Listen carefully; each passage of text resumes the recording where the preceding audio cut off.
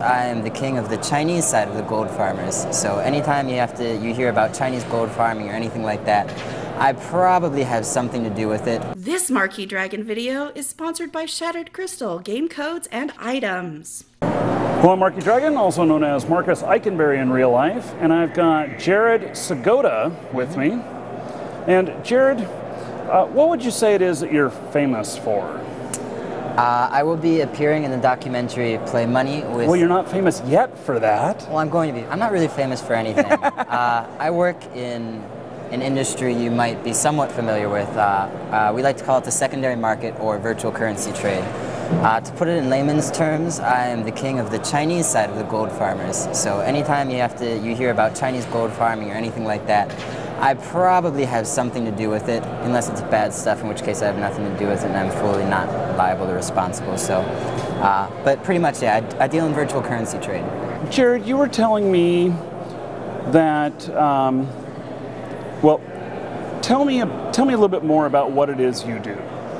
All right, I basically started off in virtual trade probably a little later than you did. I started in around mid-1999. Back then I was young. I was 12, 13 years old, and I would buy and sell virtual accounts for Ultima Online, EverQuest, and Asheron's Call on eBay. I wasn't much of a farmer myself at the time, but I understood the fact that there were undervalued accounts up there on the internet that I could turn around and resell for a good profit.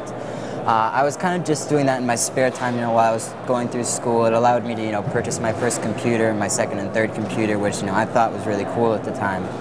But I had never ever thought that it would, it could turn into a full-time career for me. I went to school. I went to Ohio State, go Buckeyes. I did my undergraduate in Chinese and Japanese, and I later went on to pursue a master's degree in Chinese. Now, wait a second. Are you old enough to have gotten those degrees? I am old enough. I am now 24. So you graduated yesterday? I graduated 2 years ago. 2 years ago. That is right. That's a pretty aggressive class schedule. I was pretty aggressive throughout school, so it ended up working out pretty well. So I'm happy about that at least. Wow. So during this time, where did you? So you said Ohio State. Ohio State. But you spent a lot of time in China. China. That is correct. Because I was doing degrees in Chinese, I had the opportunity to participate in a variety of study abroad programs. So every year from my sophomore year in college up through graduate school, I'd go over to China and I would study for 2 or 3 months at a time in a study abroad program. For my master's degree, I was actually under the National Security Education Program, which was meant to train American speakers of Chinese for the Department of Defense, National Security, Central Intelligence, Department of State, everything like that. I'm one of 2 or 3 people from that program who came out and decided to do business rather than go to Washington and work as an analyst or work in defense. So I was doing an internship for my master's degree, actually in a shoe factory in southern China. It was 95 degrees every day. I'm working in factories with no air conditioning. At the time, everyone I was working with was Taiwanese, so I couldn't understand the word they were saying, and I'm like, this sucks. I was a World of Warcraft player myself at the time, and I was playing on the Chinese servers because of the time difference with the Chinese and US. So I decided to get my account power leveled in China, and I went on to the Chinese version of eBay called Taobao, and I realized it was really dirt cheap to get power leveling there. So I'm like, all right, I got my little 100 power leveled up to, I think it was 60 or 60 at the time. And I'm like, hey, that's cool, that was really cheap. And then I thought, I went just, for the shits and giggles, I went and I looked on a couple of US and European websites, and I'm like, wow, their prices are really expensive for a service that's so cheap in China. And I basically like, oh shit, it's when it just clicked in my head. I'd been wondering about for years what I wanted to do. I had these language skills, I'd always wanted to work in the game industry, but I had kind of given up on it temporarily because I thought I'd go into programming, which I did study in school for a while, and I flunked out miserably in, calculus and stuff like that. So it clicked one day. I got in touch with a Western RMT company. I'm like, hey, I think I can get you cheaper prices. They sent me a couple of orders. I sourced them to a Chinese supplier. They saved money. I made money. They started passing all their orders to me, and basically within a period of about 2 months of working back in RMT, I was making more than I was working in a factory inspecting shoes. So I went back, I graduated, I finished my degree, and I moved into the industry full time. Mm-hmm. So for those people who are watching this, right, can you tell me how you might be involved in some sort of transaction on the secondary market that they may be trying to attempt? Okay. For all purposes of this video, I'm nothing more than a consultant in this industry. But in reality, we don't farm any gold ourselves. We are not gold farmers, despite what people may think.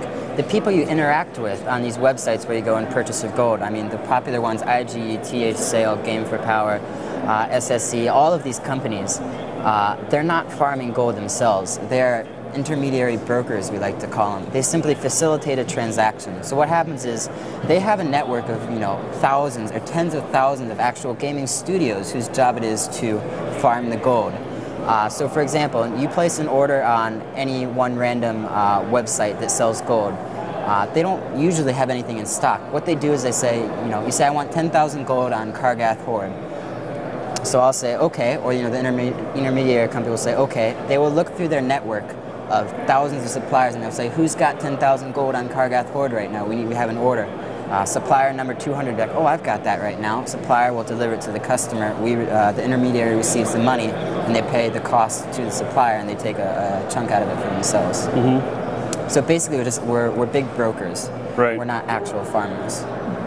So that's how I got my start, was really by brokering. Mm-hmm. Before there was anything in terms of service anywhere in any game that talked about that. Mm-hmm. Now, what is the future of this market? Is there a future? Okay, so the RMT industry right now is running into somewhat of a pitfall, somewhat of a problem, is that companies are getting smart, developers are getting smart, and they're starting to turn to more of a microtransaction-based model for their games. Mm-hmm. We can have a little bit of operation in microtransaction-based games, but it's not very good for us. We've always thrived on the subscription-based games that have, just really robust in-game economies that we can, I don't want to say exploit, but that we can work around. So I know a lot of companies, Turbine, I think Sony is starting to do it. They're turning their games free to play and they're just selling the stuff themselves. And that's the nail in the coffin that can kill RMT, is if a game developer sells the things we are selling himself, then we're going to be very hard pressed to compete. Or at the very, they can control the cost because they can freely produce gold. I think RMT is going to exist for a while because, in my personal opinion, as long as there is a demand, which there is going to be in the foreseeable future with these games, so there shall be a supply. It's basic economics. If you want it, somebody's going to provide that to you for the right price. But in free-to-play games, and as we see emerge towards this microtransaction model, I think you're going to see RMT kind of dying down. It's already dying down a little bit with, certain games not releasing content for a while, so we've got a limited future. He's not naming any names. I'm not naming any names, but World of Warcraft. Okay, that was him, that was not me. But if any game stops releasing content, then people stop buying gold. And once people stop buying gold, then there's nothing for us to sell. And when there's nothing for us to sell, there's no money for us to make. And when there's no money for us to make, so that's what's actually caused the depression in the market that is happening currently. Has been almost, because to be perfectly honest, this market operates almost exclusively within one game. There are smaller markets. So you're saying it's almost exclusively World of Warcraft? It's almost exclusively in a game that ends with a W, or starts with a W, ends with a W, and has an O in the middle. Not necessarily World of Warcraft, but that would be an educated guess. So we're talking like 80 to 90% operates within World of Warcraft. And when World of Warcraft, like for example, if it were World of Warcraft, Cataclysm has not come out yet, or the equivalent expansion has not come out yet.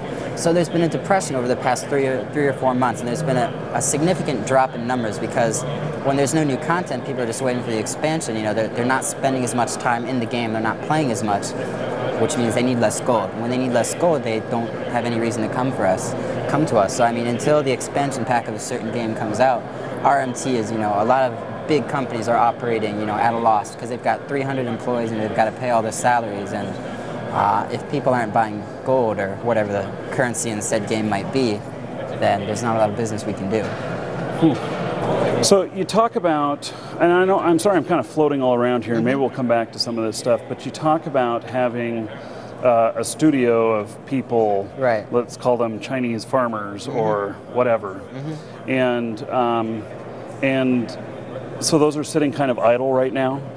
I don't want to say they're idle, but they have a significantly lower workload. As I mentioned earlier, we're on a broker level.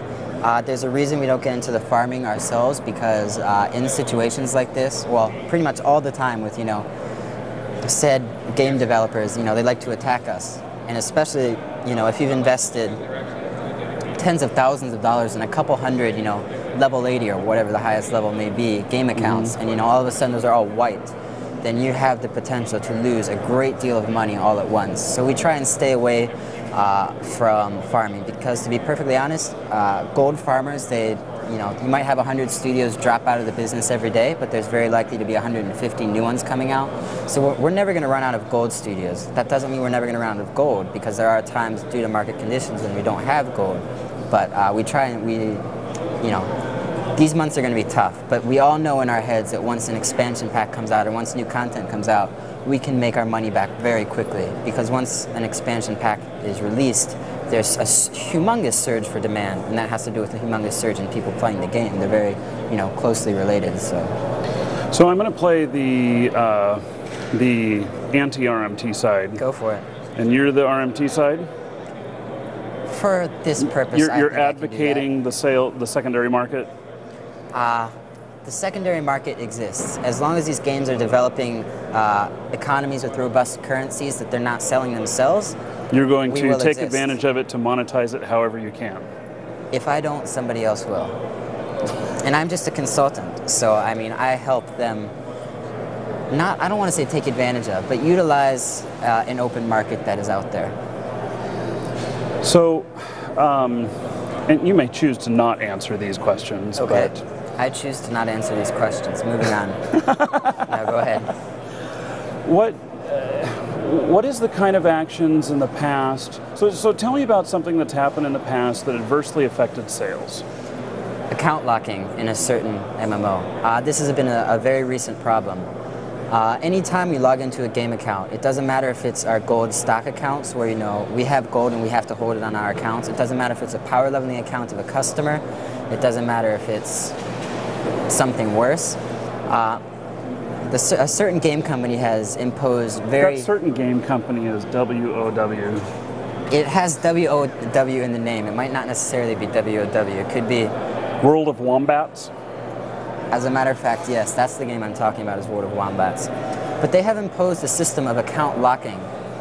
You know, working in this industry, we've always had to utilize VPNs and proxy servers in order to make the game companies think that we are playing, you know, the game from where the typical player that, you know, we're power leveling his account, where he would normally be. Now that used to be, okay, you know, I've got a customer from Germany, you know, I use a VPN in Europe, and, you know, we're fine.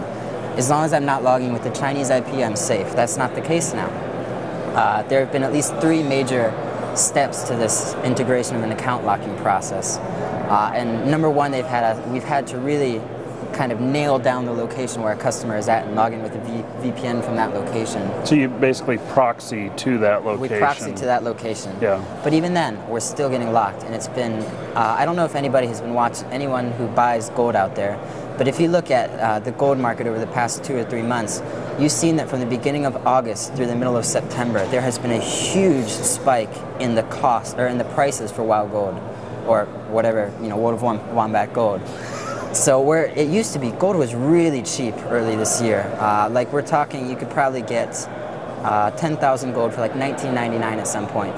August and September, you might have seen that spiking to $30, $40, and $50, and that is directly related to the implementation of the account locking system in those certain games, because it literally screwed us. I mean, there were a lot of gold farmers who couldn't log into their own accounts, and all that gold they had, it went to waste. So that's definitely something, you know, the game companies are actively pursuing us, and that's one of the major things I can think of within the past 6 months that has been, you know, it killed us. It hurt us really bad for a certain period of time. I mean, Does it not just, though, supply and demand?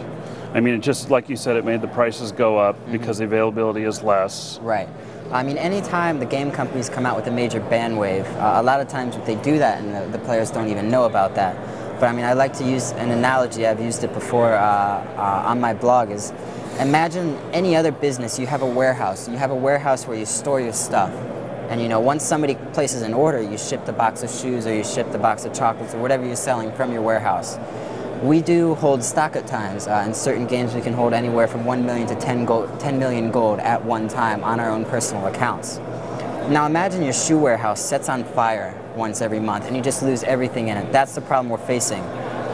When our gold stocks are hit by certain game developers, like Firestorm, or whoever we are working with at the time, we lose everything. We'll lose 10 million gold at the same time, which is a monetary loss of upwards of tens of thousands of dollars at once in losses, and that's something that we kind of just have to budget into. So it's not entirely just supply and demand, but the fact that we are at the liberty of game developers, and if they want to just kill us off, they can do it at any time through one of many ways. So. So where do you how do you combat that, or how do you stay in business when the game companies are working so hard to stop you? I think it's basic. It's pretty hardcore economics. If we do not combat it, then we will die. So therefore we must combat it, and therefore we must come up with a solution. We've been, anyone who's worked in this industry, we are constantly under attack, and things are constantly changing.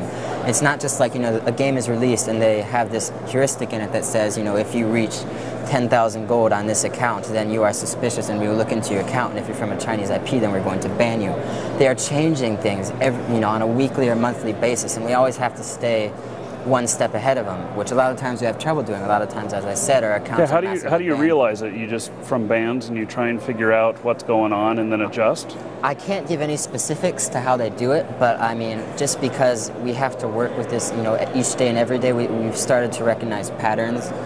There aren't as many patterns as you think. There are lots of random variables, which is why we have so much trouble, but we look for certain patterns into, when we need to move gold, or when we need to clean gold, or when we need to get it off of our accounts to somewhere safe, at a certain time of a certain day of the week. So there are patterns that we can look for to minimize our losses. Every once in a while there's a random sweep and it takes everything out, but it's just a matter of working in this day all day, every day, having, tens or hundreds of people, whose job it is to, buy and sell gold every day. You have to find the patterns, and you have to find the methods to stay one step ahead of the game. Do you think those banning sweeps are timed to hit you at the worst time in your pocketbook? I don't want to say anything that I can't back up 100%, but we've had thoughts that ban waves, there are times like before an expansion pack has come out, we've always, in the past couple expansion packs, we've gotten hit really hard, and it kind of cleans out the market. I don't want to say that game companies might possibly be hitting a ban streak at a certain time to either, make their community happy.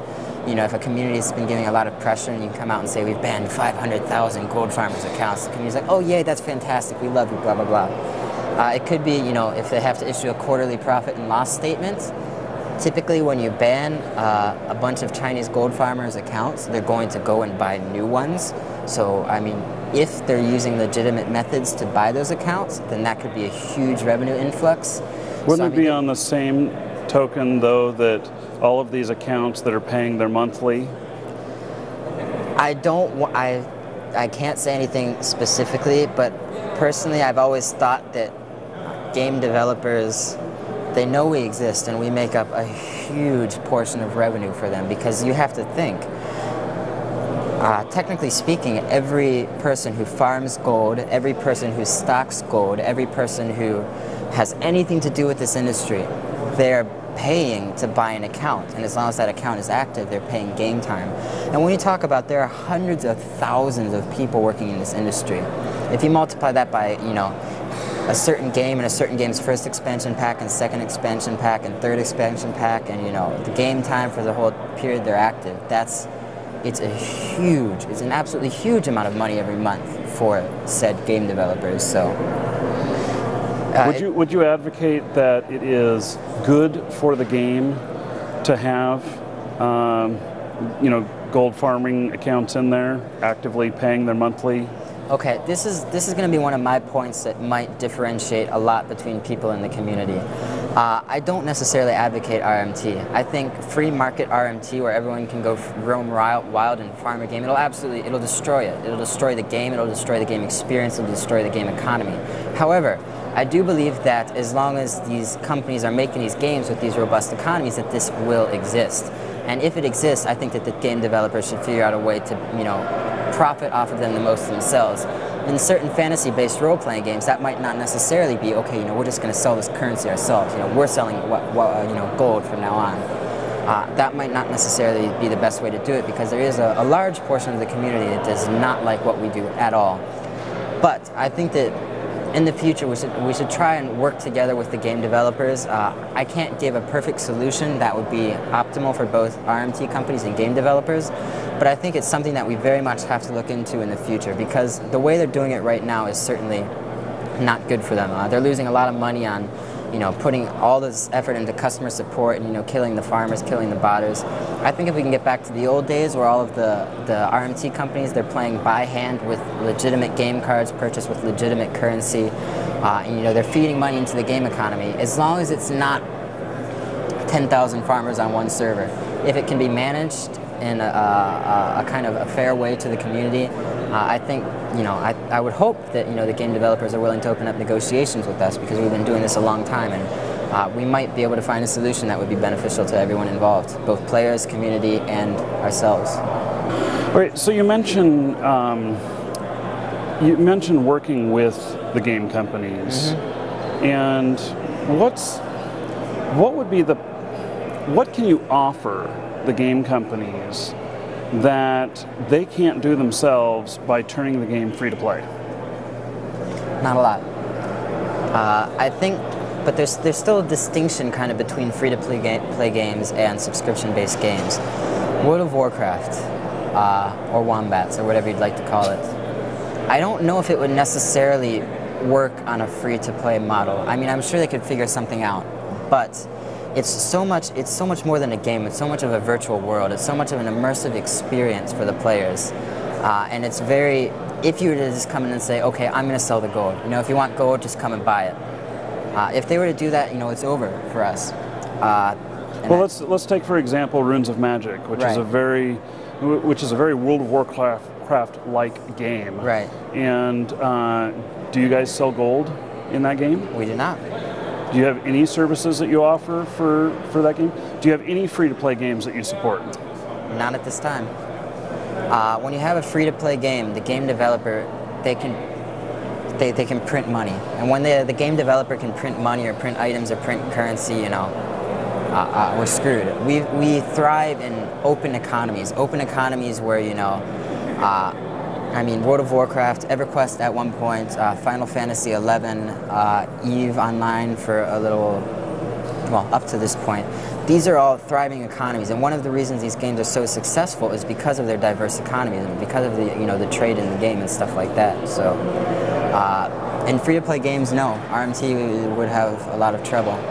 So how does it work in a game like EVE Online, where people can buy currency legitimately in the game by buying game time and then converting it to ISK through their Plex system, I think it's called?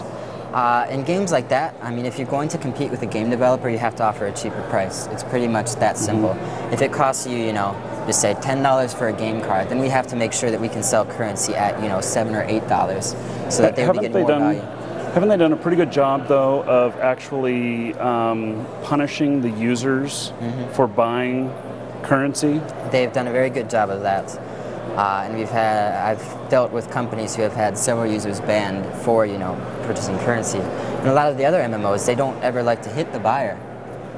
They always hit the sellers. EVE is a little bit different, because they will send you buy 1,000,000 ISK or whatever, they'll take that 1,000,000 ISK away from you. They'll take it away. And then they will deficit your account exactly. 1,000,000 ISK, so that you're in deficit as well. I actually, from a gamer's standpoint, and I guess from a game producer's standpoint, I kind of like the way they've done that.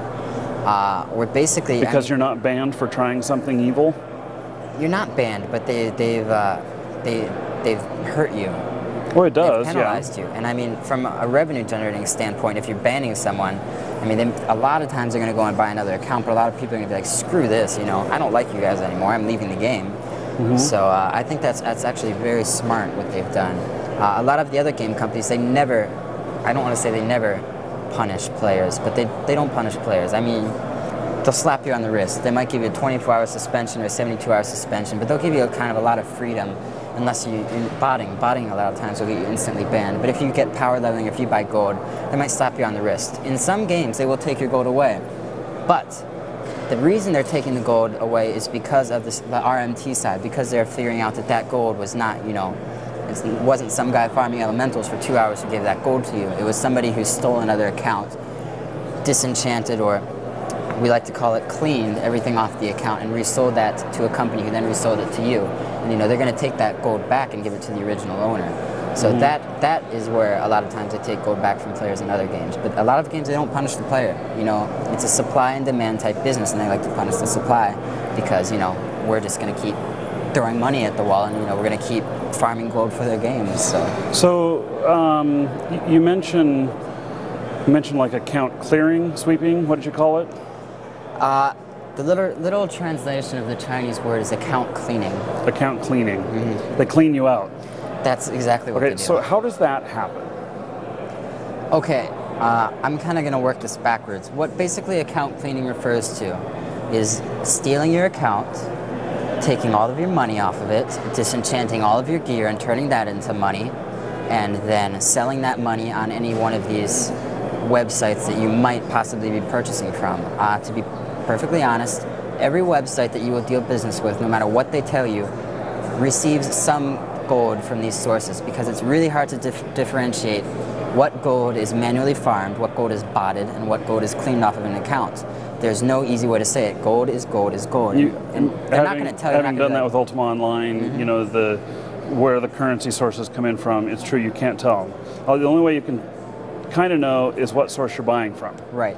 And I mean, in the long run, this gold goes through so many people's hands that it's really hard to, you know, figure out who's good and who's bad. I mean, you might have an order that gets, you know, the gold gets pulled back, and you're like, okay, that means this is cleaned or this is hacked gold. And you find the supplier who did that, and you slap them on the wrist and you say, you know, don't give us any more hacked gold. We don't want it. We only buy clean gold. And, you know, they might give you 100 orders and they might have one that's bad. And, you know, it's really hard to say, okay, we're never doing business with you again, which is what a lot of the American companies I know in this industry, they like to do. So that's difficult. But anyway, back to account cleaning. They take your gold, they disenchant your account, they turn everything into a liquid currency, and they sell it. Then what do?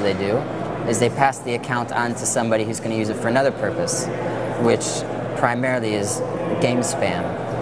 Once you have an account like that, you're going to take it, you're going to go stand in Orgrimmar or whatever the main city is of your game, and you're just going to be like, oh, I've got, you know, come to wehappygoldfun.com and, you know, buy 10,000 gold, only $4.99, use discount code SUPERHAPPYFUN, and, you know, that's what they do, is they take these accounts after they've cleaned them out for everything they've worth, and they just use them to spam until the account is banned, which, you know, game company customer service departments, when they have to deal with, you know, customers calling and say my account was hacked and I lost all my this and my that and blah blah blah, it's very, very difficult, and it's very, very taxing on game companies' customer service departments. Yeah, what do you think the impact is on the game companies? I'd say hundreds monthly. I mean, tens of thousands of dollars minimum, could be hundreds of thousands. Just thinking of the pure manpower they have to put into resolving those issues.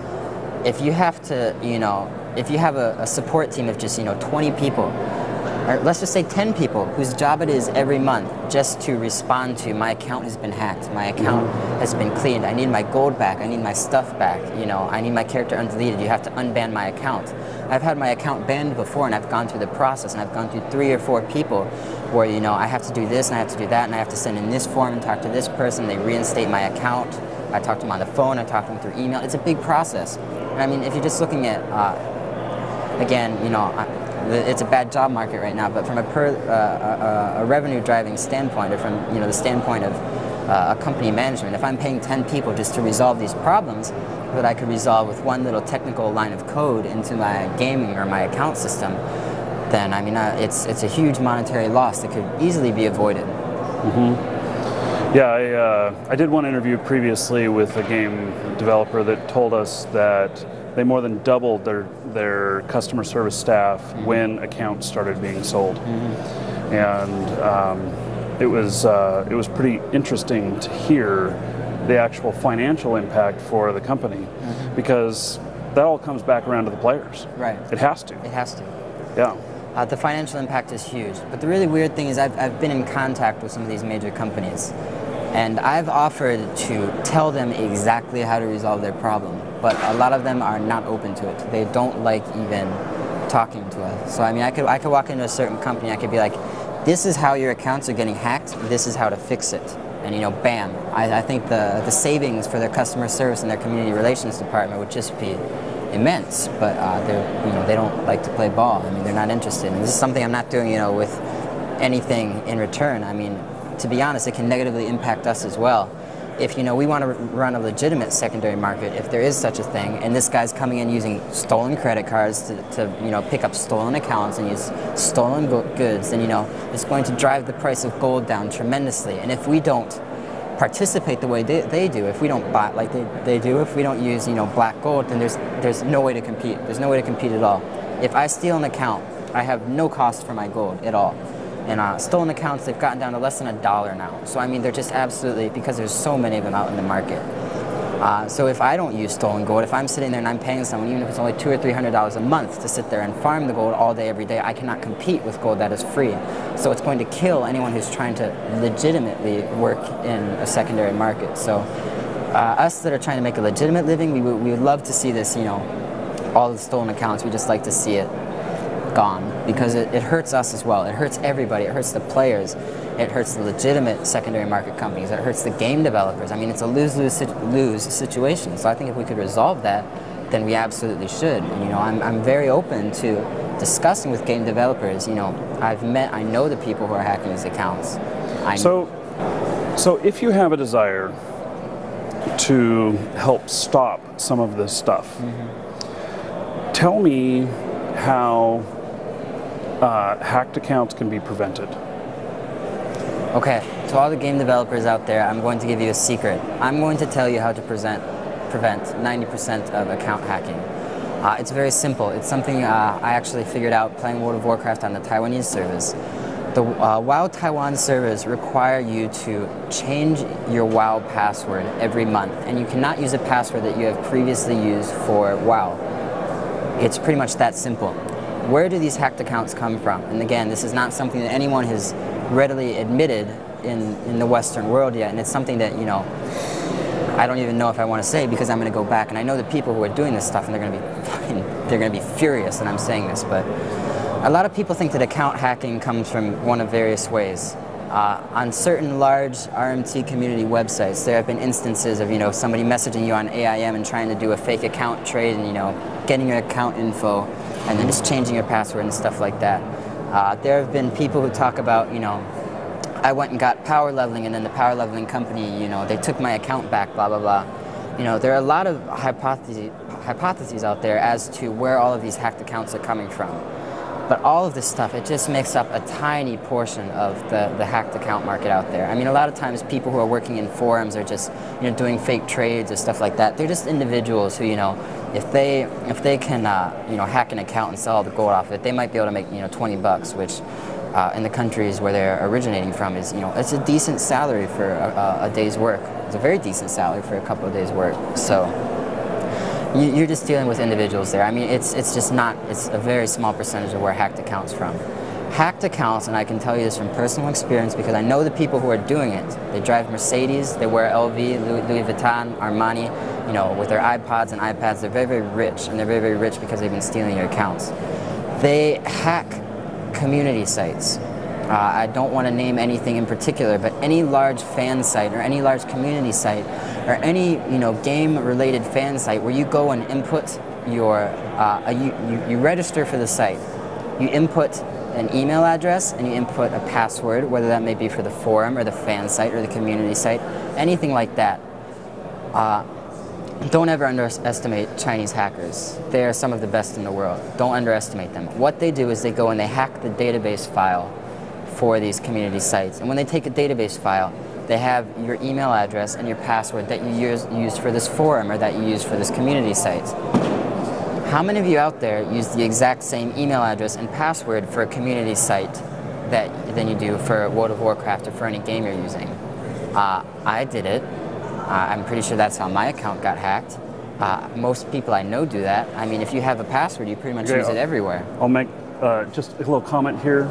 If your login and password is the same on forums or other websites as it is in your game account, you're dumb. Yeah. Okay. You're not only dumb, you're done. we probably already have your account. Not me personally, but China already has your account, and they're probably getting ready to clean it. If you haven't already been cleaned out, then you're probably in a queue to have all your stuff taken. So just right now, if your game account password is the same as any game community forum password, change it. Once you change it, you'll be safe. Change your password every month. You know, they just implemented that little line of code in the account management system in WoW Taiwan, which is basically when you go to refresh your game account every month, you know, you pay your monthly bill, it's all game cards there, it doesn't take it off your credit card, you have to go and input a new password. So if you're a game developer, very simple, on the 1st of every month or on the X date of every month or X days after you've registered for a game or paid for a game, upon login, require a manual password change. Once you do that, I know plenty of guys that you're going to be putting out of business in the hacking business. So it's very simple, and I very well think that it can save tens, hundreds of thousands of dollars a month for a game company. And from a programming standpoint, it is so simple that, I mean, it's laughable almost.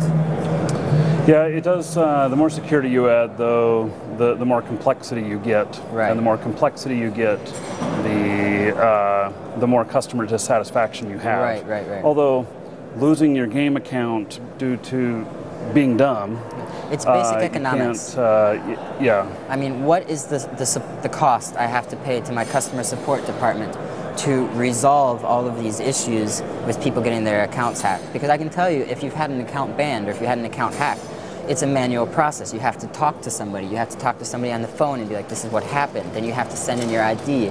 Then you have to send in, you know, this and that. It's a very manual process, and that takes up a lot of time and that takes up a lot of dollars. So if the customer support costs you would accrue from implementing a system where you have to manually change your password every month, okay, there are going to be people that forget their passwords because people aren't used to always having to change their passwords.